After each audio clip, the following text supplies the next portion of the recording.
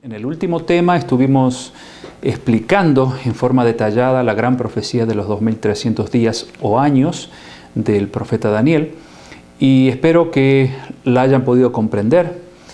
Y de todos los años que esta profecía tiene de por medio, el año más importante es el final, donde termina la profecía, es el año 1844, como les dije, el 22 de octubre de ese año es cuando terminan los 2300 años y comenzaría entonces, de acuerdo a la profecía, el juicio investigador en el cielo o el juicio final. Voy a explicarle en breve algunos detalles sobre lo que acontece en esa fecha y luego nos introduciremos en un tema también apasionante que es el misterio de Babilonia, la gran ramera, del capítulo 17 de Apocalipsis.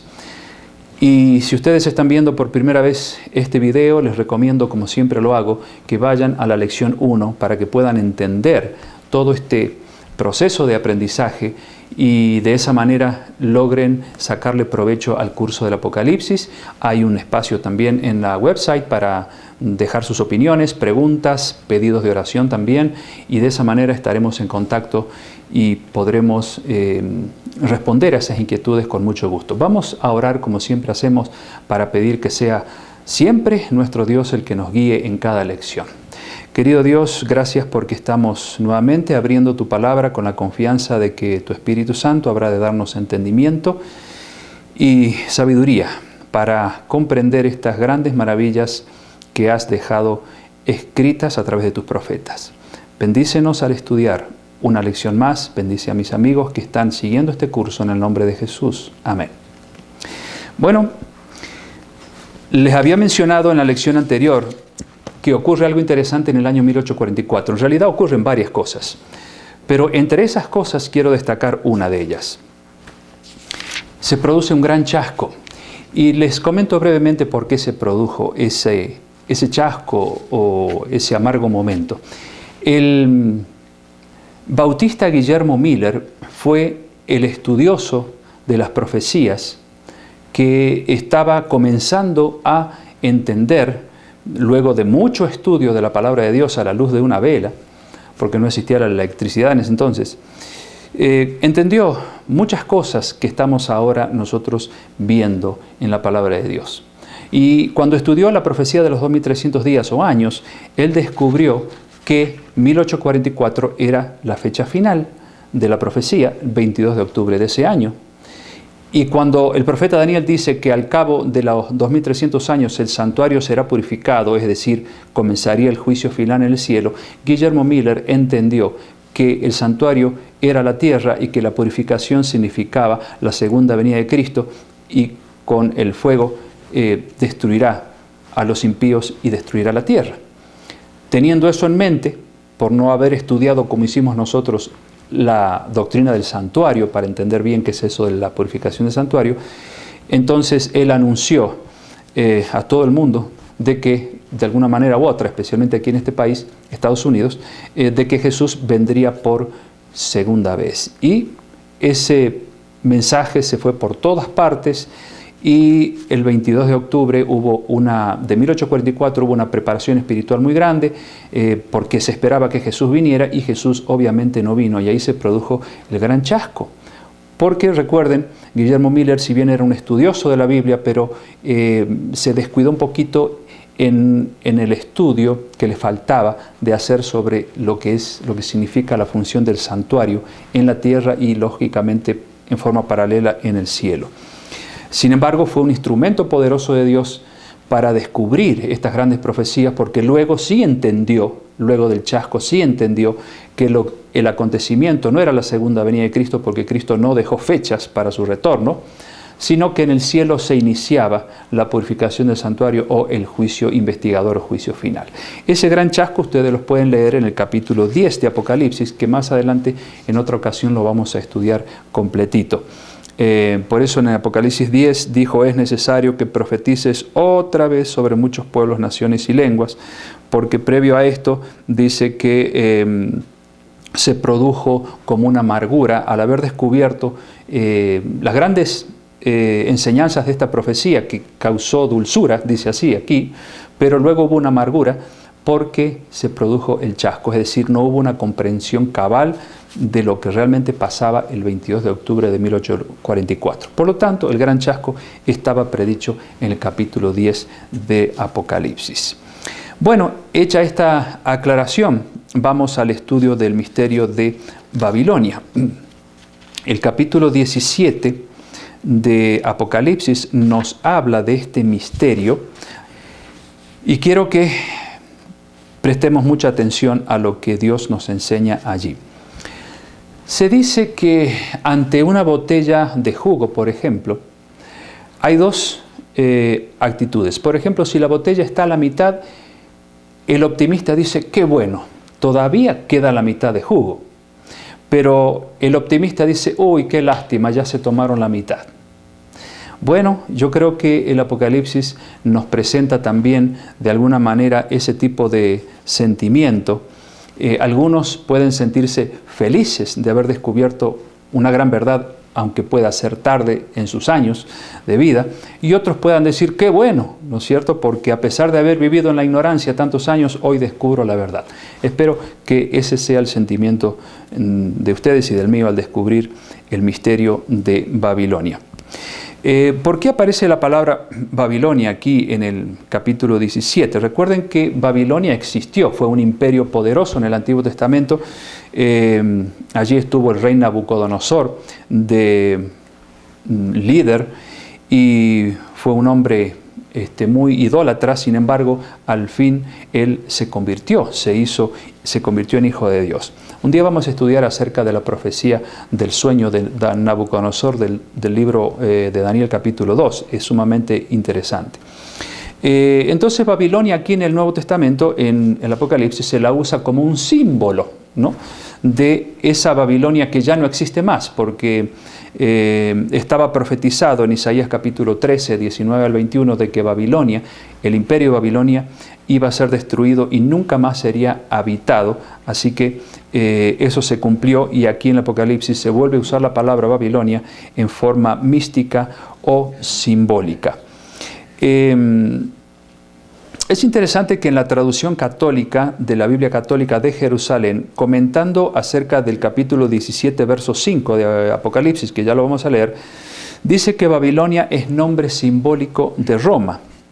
Y el mismo comentario dice que Roma arrastró a todas las naciones a la idolatría. Interesante porque es un comentario de una Biblia católica.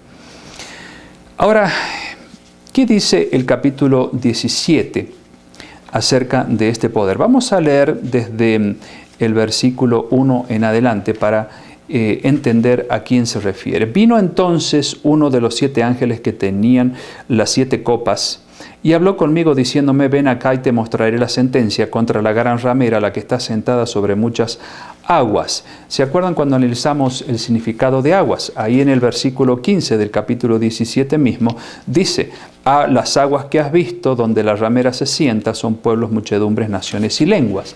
Aguas significa entonces naciones, muchedumbres, lenguas. Allí está sentada esta gran ramera, es decir, un lugar donde se reúnen estas condiciones.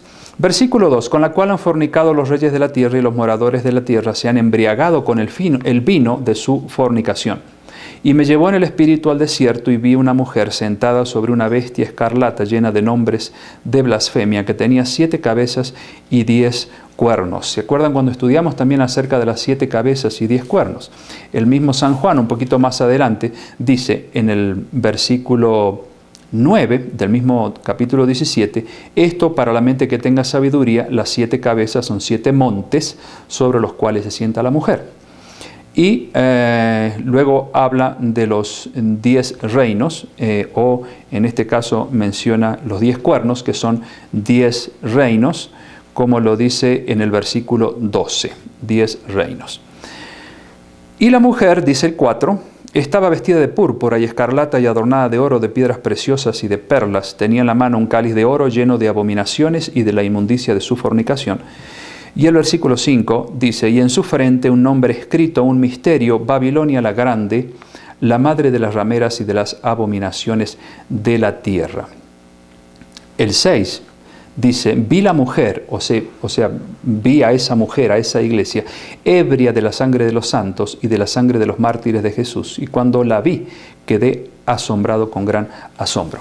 Recuerden que cuando estudiamos acerca de la mujer pura en Apocalipsis, del capítulo 12, vimos que la palabra mujer en el Apocalipsis representa a una iglesia, como dice en el libro de Efesios, cuando se habla acerca de la comparación que hay entre una esposa y la iglesia de Cristo. Por lo tanto, mujer en el Apocalipsis representa iglesia, símbolo de una iglesia aquí diferente a la que menciona San Juan en capítulo 12, porque esta no es una iglesia pura, sino una iglesia que se prostituyó, que tuvo una caída doctrinal.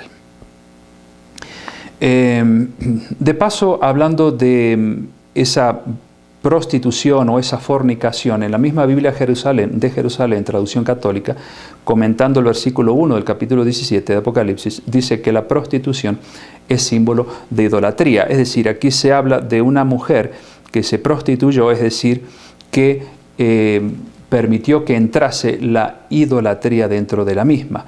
Y ustedes pueden encontrar esa explicación de la fornicación como idolatría en el libro de Ezequiel 16:15, en el capítulo 23, 37, versículo 37 y 38 del mismo libro. Allí verán que realmente la prostitución o fornicación espiritual se refiere a la idolatría. ¿Dónde tendría su sede esta iglesia caída? Versículo 3, como leímos recién, dice que estaba llena de nombres de blasfemia y tenía 7 cabezas y 10 cuernos, es decir, estaría en un lugar ubicado, como dice más adelante, entre medio de 7 montes. Bueno, esta misma traducción de la Biblia de Jerusalén, traducción católica, dice que estas 7 cabezas son las 7 colinas de Roma. Y les recuerdo el nombre de aquellas 7 colinas: Palatino, Capitolino, Aventino, Celio o Celio en italiano, Esquilino, Quirinale y Viminale, las famosas 7 colinas de Roma, sobre las cuales, dice aquí el profeta San Juan, estaría sentada esa mujer. De paso, también sabemos que la ciudad de Roma se la conoce como la ciudad de los 7 montes. El capítulo 17, versículo 15, leímos recién también cuando hablamos de las aguas que has visto donde la ramera se sienta, son pueblos, naciones, muchedumbres y lenguas. En realidad se está refiriendo a un poder cristiano católico, porque católico quiere decir universal. Es decir, si su iglesia está establecida en todas partes del mundo, es católica, como la mía. Es católica porque está en la mayoría de los países del mundo. Pero aquí habla de una iglesia que se prostituyó y que también es católica porque está entre pueblos, muchedumbres, naciones, lenguas y reinos. Espero que puedan ir comprendiendo todas estas cosas. ¿Cuál sería la influencia religiosa negativa que ejercería esta iglesia? Entonces leímos el versículo 2, que con ella han fornicado los reyes de la tierra y los moradores de la tierra se han embriagado con el vino de su fornicación. Recuerden, entonces, la fornicación hace alusión a la idolatría, como dice la palabra de Dios. Y notamos, obviamente, en la historia de esta iglesia que se introdujo en ella, se introdujeron muchas prácticas idolátricas con la entrada de los paganos a la iglesia cristiana hace muchos siglos atrás, y obviamente esta iglesia comenzó a adoptar aquellas costumbres paganas que van en contra de los mandamientos de Dios.